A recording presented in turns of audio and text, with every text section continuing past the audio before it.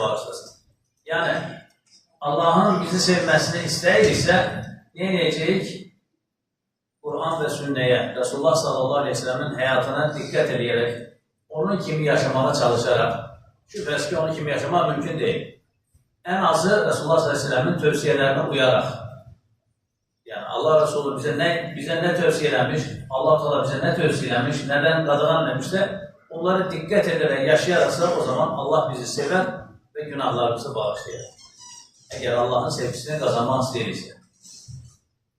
Təsəvvürləyin, təşbihdə xəta olmaz. Evdə uşaq deyir ki, ana sən qurban olum, ana sən mən başımı tartırsan, filansan. Amma ana söz deyəndə uşaq get başımdan deyirsə, o uşaq yalancıdır. O sözündə yalancıdır. Nətər anaya qurban olursan, nətər anaya yəni deyirsən ki, sən qadan alıb filan deyib, peşman deyim, amma ana deyən sözü yerinə yetirmirsən. Təbii ki, Allah'a üsyan olmayan mövzularda gidirsən. Və yaxud da ata, sənə canın qurban, ata, sən nədirsən, mən qanundur, filandır deyir. Amma atan deyirsə ki, get malın altını kürü, malın tövləsini təmizlə, sonra eləyərəm, filan deyərəm, 40 tərəfdən su gətirirsən, işi də eləmirsən. Sən ata sevmiş sayılmırsan, sən ata asi bir evladsan. Allah-u Teala da bizə bizim üçün nəyin xeyirli və zərərli olduğunu bildiği üçün bunları eləyin, bunları eləməyin deyə Quran-ı Kərimdə bildirmiş. Və Resulullah sallallahu aleyhi ve sellem Rauf və Rahim olan Allah-u Teala'nın ismi şərifi ilə tərtib olunan İçinizdən bir peyğəmbər çıxdı ki, sizin sıxıntıya uğramanız ona çox ağır gəlir deyir Allah-u Teala Quran-ı Kərimdə. O ümmətindən Rauf və Rahimdir deyir. Yəni, Rauf və Rahim Allah-u Teala'nın ismi şəriflərindəndir. Amma Allah-u Teala Resuluna yaraşdırır o Rauf və Rahim kəlməsini. Yəni, o Peyğəmbər bizim üçün nəyin faydalı olduğunu, nəyin zərərli olduğunu bildiği üçün bizə tövsiyələr verir. Biz əgər Resulullah sallallahu aleyhi ve sellem'i seviriksə, onun tövsiyələrinə uymalıyıq. Çəkindirdiyi şeylərdən də çəkinməliyik. O zaman müjdə nə olur? Allah-u Teala bizi sevər və günahlarımızı bağışlayar.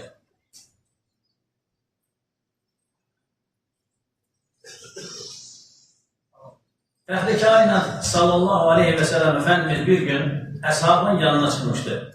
Ənsardan bir zatla qarşılaşdı. O, ya Resulallah, anam, atam sənə fəda olsun. Üzünüzdə gördüyüm bu hal məni çox üzdü. Bunun səbəbi nədir, dedi. Peyğəmbər Efendimiz sallallahu aleyhi ve sellem o kimsənin üzünə bir müddət baxdıqdan sonra acılıq buyurdular, acılıq.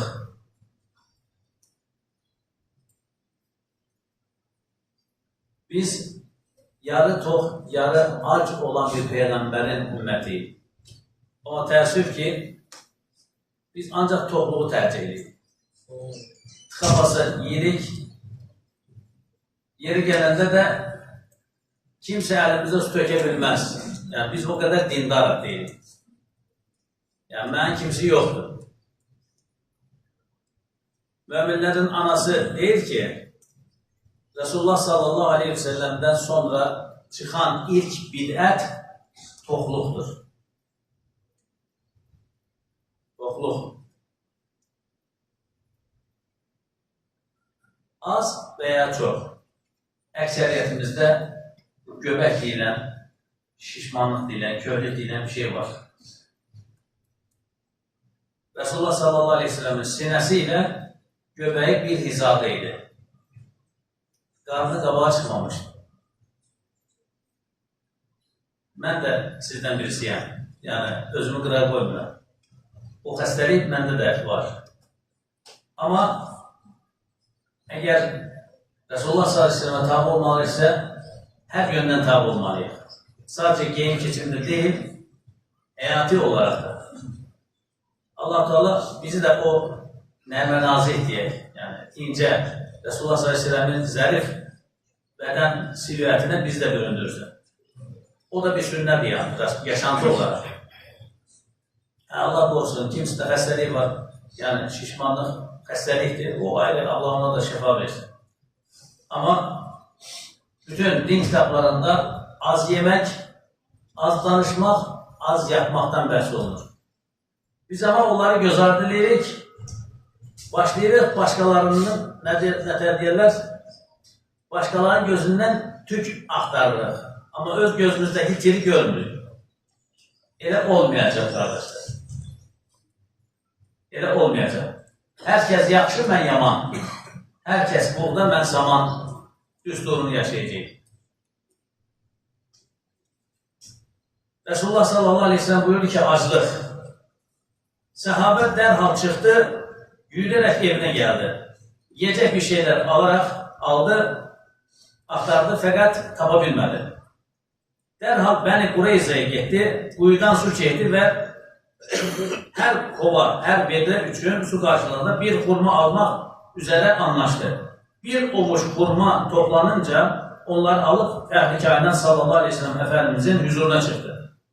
Yəni Allah Resulü ac olmasın, Allah Resulü doysun deyə adam hamballıq eləmiş, quyudan su çəkmiş.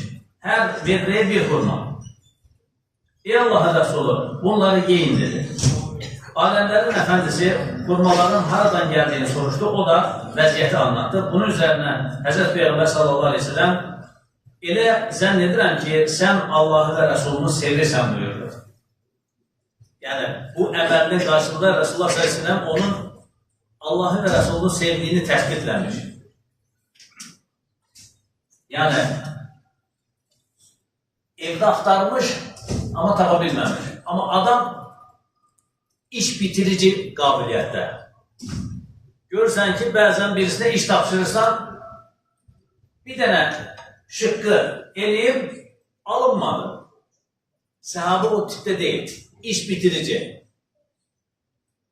Zəngilərin taksi gəlmədi. Taksi gəlmədi, o birisi taksiyə, o birisi. Yan qoyaq volta, volt yox, birisini verə filan, işi gör, işi bitir.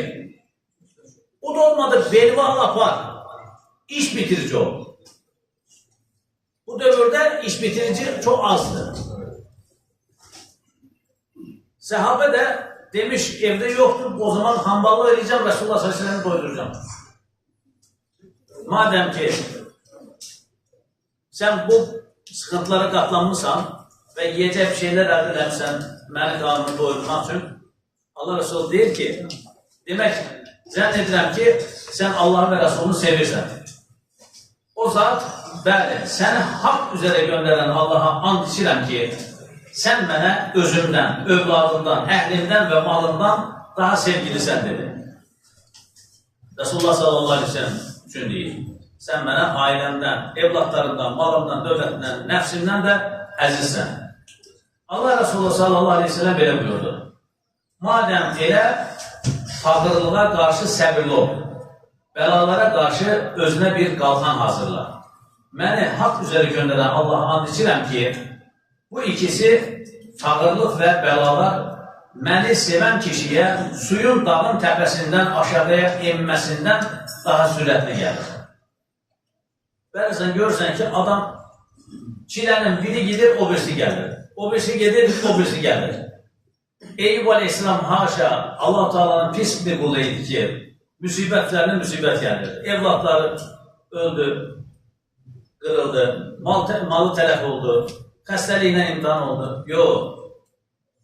Allah Teala sevdiği qulunun gözəlliyini, dözümlülüyünü, səbrini, keyfiyyətini ortaya çıxarmaq üçün bəla və müsibətlər onu musallat edir. O da səbr edir. Az öncə vəzirli başında nə edir? Tantalı deyir, Allah səbr edənləri sevər. Və keyfiyyətli insan ortaya çıxır. Bəzən qızın propları da fərqli olur da. 9 neçəsə proplu olur, neçəsə proplu olur. Prop artdıqca maddi qarşılığı da artır. İnsan oğlu da elədir. Bəla və müsibətləri səbirlədikcə Allah dərgahındakı probu artır. Meyarı, ayarı artır yəni, əyarı.